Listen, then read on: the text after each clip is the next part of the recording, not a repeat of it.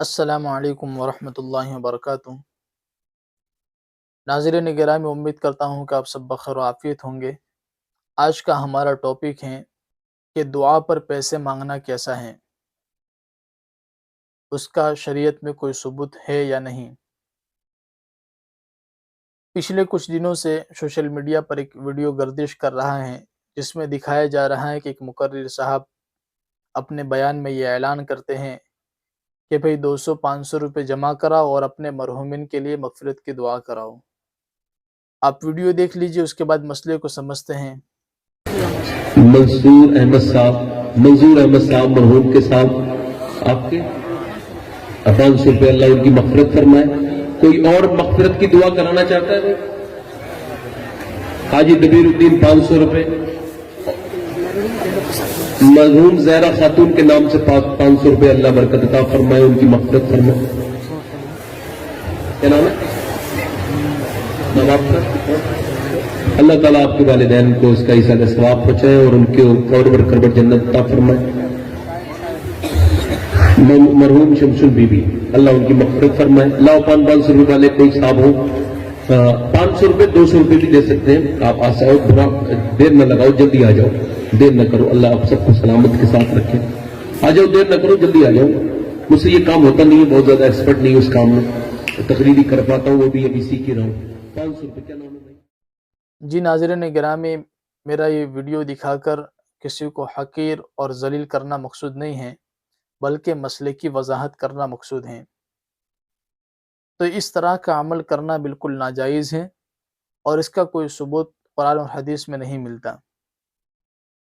ایسا عمل کرنے سے نقصان یہ ہوگا کہ امت کا اللہ تبارک و تعالی سے تعلق جڑنے کے بجائے ٹوٹ جائے گا، اور ممکن بھی ہے کہ لوگ یہ گمان کر بیٹھے کہ ہم اللہ تبارک و تعالی تک اپنا میسج ڈائریکٹ نہیں پہنچا سکتے، ہم ڈائریکٹ اللہ تبارک و تعالی سے دعا نہیں مانگ سکتے، اپنے مرحومین کی مغفرت کی دعا نہیں کر سکتے، اس لیے ہمیں جو اللہ کے ولی ہیں، جو عالم دین ہیں، جو مقرر ہیں، ان کو پیسے دے کر اللہ تبارک و تعالی تک اپنا میسج پہنچانا ہوگا۔ ہو سکتا ہے لوگ یہ گمان کر بیٹھے۔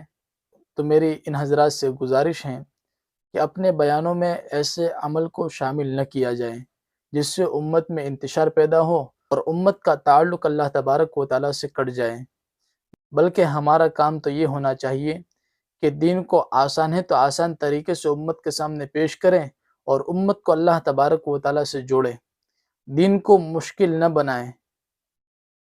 ہر بندہ اللہ تبارک و تعالیٰ سے اپنی حاجت مانگ سکتا ہے اور مانگنی چاہیے، اس لیے کہ جب بندہ جتنا ضرورت مند ہوتا ہے اس وقت وہ اللہ تبارک و تعالیٰ سے اپنی دعا مانگتا ہے تو اللہ تبارک و تعالیٰ اس کی دعاؤں کو سنتے ہیں۔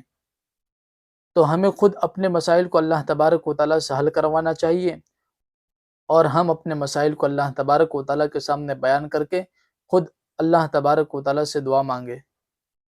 دوسری بات یہ ہے کہ کفار مکہ کا بھی کچھ اس طریقے کا رویہ تھا۔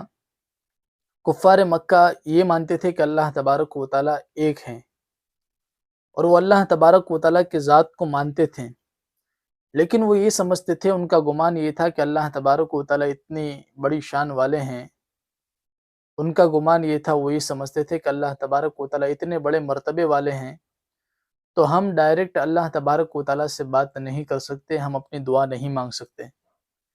اس لیے انہوں نے 360 بتوں کو بنا رکھے تھے۔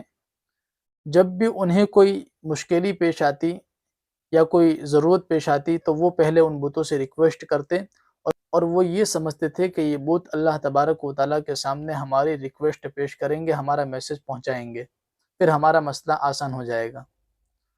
تو یہ جو عمل ہے وہ بھی اس کے جیسا ہو گیا کہ لوگ گمان کر بیٹھیں گے کہ بھئی اللہ تبارک و تعالیٰ سے دعا مانگنے کے لیے پہلے ان لوگوں کو پیسہ دینا پڑے گا، پھر اللہ تبارک و تعالیٰ ہماری دعا سنیں گے۔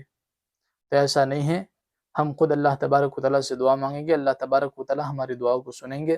لہٰذا ایسے عمل سے بچا جائیں، اور جہاں کہیں اس طرح کا عمل ہو تو اپنا آپ کو ان اعمال سے دور رکھیں اور ایسی مجلسوں میں شرکت نہ کریں۔